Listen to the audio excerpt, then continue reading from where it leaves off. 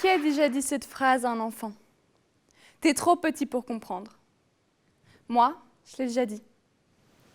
Ou bien, vous vois moi, je suis un adulte. Qui a déjà entendu cette phrase quand il était petit? T'es pas capable, t'es trop jeune. Ou encore, tu ne sais pas encore ça à ton âge? Toutes ces petites phrases se retrouvant dans notre quotidien sont discriminantes à l'égard des enfants. Et tout ça s'appelle l'agisme. Est-ce que toi, tu dirais ce genre de commentaire à quelqu'un de ton âge? Je me nomme Anna et voici Zoéline. Aujourd'hui, nous avons envie de vous mettre en lumière l'agisme et de vous parler de la relation entre l'enfant et l'adulte et comment la baser sur une relation de confiance réciproque. J'ai une dyslexie importante et j'ai du mal à lire ou à reconnaître des lettres dans un texte. J'avais à peine essayé que des profs, des adultes, m'ont dit que j'allais échouer, rater ou que ça allait être compliqué pour moi. Tu imagines dire à un enfant plein d'espoir qui a l'élan d'apprendre: t'es dyslexique? Oh, tu vas échouer. Ou encore ce genre de commentaires. Ça a été dur, hein, pour toi? Je n'avais plus envie de lire suite à ces commentaires. Et petit à petit, j'ai compris qu'il fallait que je lise partout. En maths, en histoire, en géo, en sciences et surtout en français. Ça m'a découragée encore plus.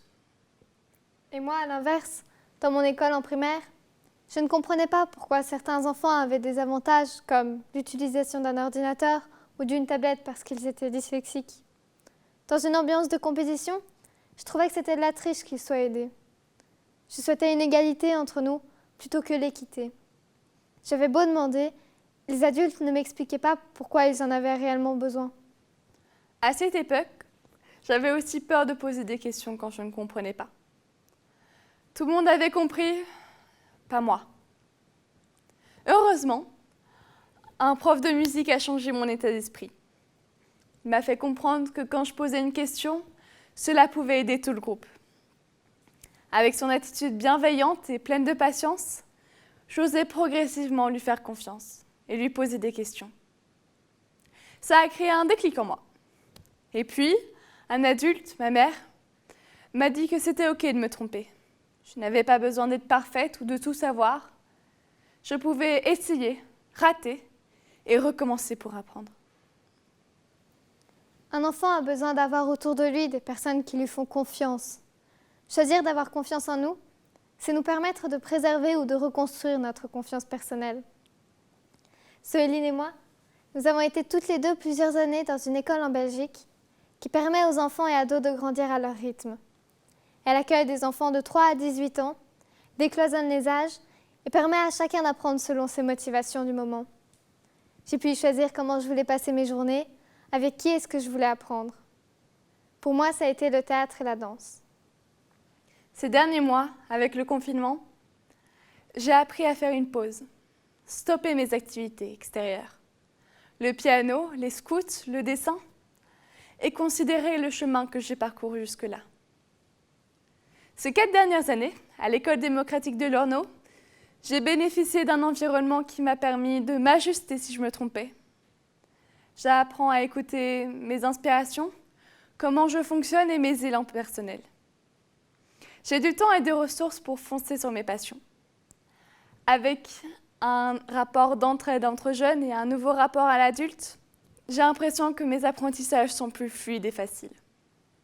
J'ai aussi compris que j'avais appris plus de choses en un mois dans ce contexte qu'en un an dans mon ancienne école.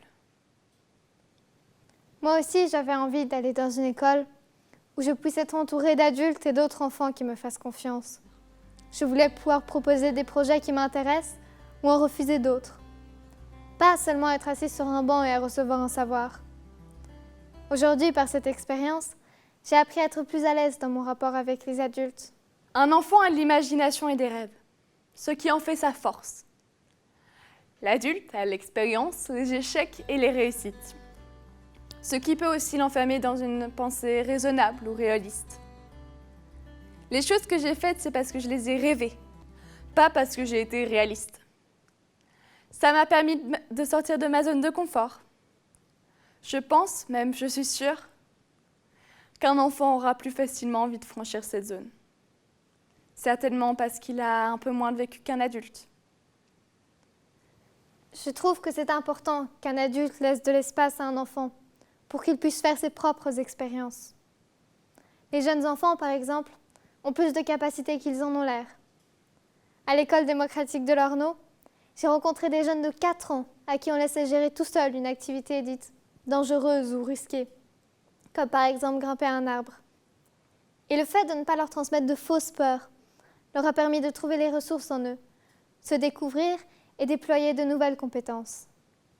J'ai aussi été impressionnée par la capacité des enfants à apprendre à un adulte ou d'un jeune plus âgé.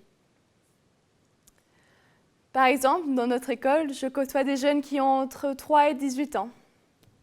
Voici Achille et Louison, 2 frères qui ont 4 et 6 ans.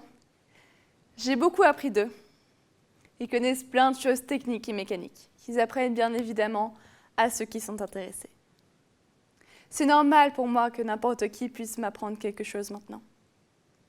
Et toi, public, est-ce que tu saurais t'émerveiller des connaissances et talents d'un enfant ? Ce n'est pas le cas de tout le monde. Mon amie Oriane m'a raconté que lors d'un camp d'été, elle a affirmé à sa monitrice qu'elle avait vu des ananas pousser sur le sol dans un champ.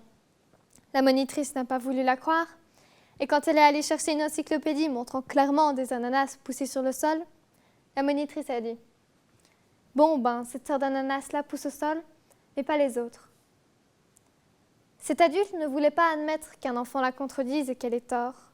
Chacun peut apprendre à son rythme et n'est pas obligé de savoir les mêmes choses en même temps. Ce sont des jugements discriminants comme ceux-ci qui m'ont fait perdre un moment ma capacité à poser des questions. Être curieuse sans avoir peur du jugement des autres. Il est important pour moi que quand je dise quelque chose, je ne sois pas directement rabaissée ou pas prise en compte. Il est aussi important pour moi que mon rapport aux adultes soit fluide dans la communication. J'ai du mal à comprendre et à accepter la règle du vouvoiement avec les adultes. Par exemple, quand un adulte me tutoie et qu'il s'attend à ce que je le vouvoie en retour. Pourquoi se permet-il de me tutoyer alors qu'il ne me connaît pas et qu'il vouvoie les autres adultes ? Est-ce que l'enfant serait un être d'une moins grande importance qu'un adulte ? À l'école démocratique, j'ai appris à avoir un rapport d'équité et d'égal à égal avec les adultes qui m'entourent. Que les adultes adoptent une posture où ils accompagnent nos apprentissages. Ils n'ont pas besoin d'être détenteurs d'un savoir ou dans le contrôle de mes acquis. Je veux qu'ils me laissent un espace de confiance où j'autodirige mes apprentissages et que je puisse créer mon propre chemin. J'ai envie de découvrir ce que moi, Anna, je peux apporter de mieux à la vie, à l'environnement, pour que la planète et la société soient en bonne santé. Je n'ai pas envie que mes parents ou d'autres adultes me demandent « As-tu réussi ton exercice de maths ? As-tu réussi ton contrôle de sciences ? As-tu réussi ton année ?» Répéter comme cela des attentes d'adultes de résultats, cela devient pour moi une pression insupportable. Et de bonnes notes. Sois une bonne élève. Fais de bonnes études. Obtiens un bon diplôme. Puis, trouve un métier pour gagner de l'argent. Mais est-ce cela dont j'ai vraiment besoin ? Je veux être sûre que mes envies et mes rêves ne vont pas être dénigrés. J'ai besoin de découvrir ce que j'aime, ce que je veux faire ou ne pas faire.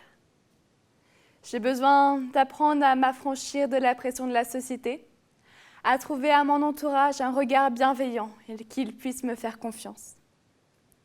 Je vais aimer les métiers que je choisirai plus tard.